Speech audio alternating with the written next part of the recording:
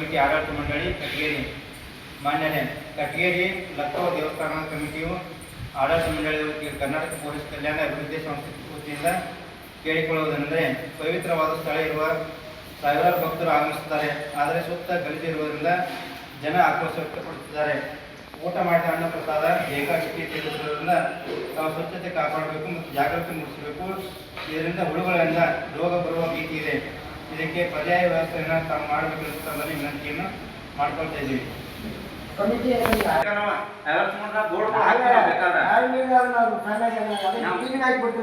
Board ಹಾಕಿ ಬೇಕಾದ್ರೆ ನಮ್ಮ ವತಿಯಿಂದ ಅದೇ ಸಮಯ ಭಕ್ತರು ತಿಳ್ಕೊಬೇಕ್ರೆ. ನಮ್ಮ ಕಾಲ ದಾಟಿ ಬರೋ ಧಾರವಾಡ ಮತ್ತೆ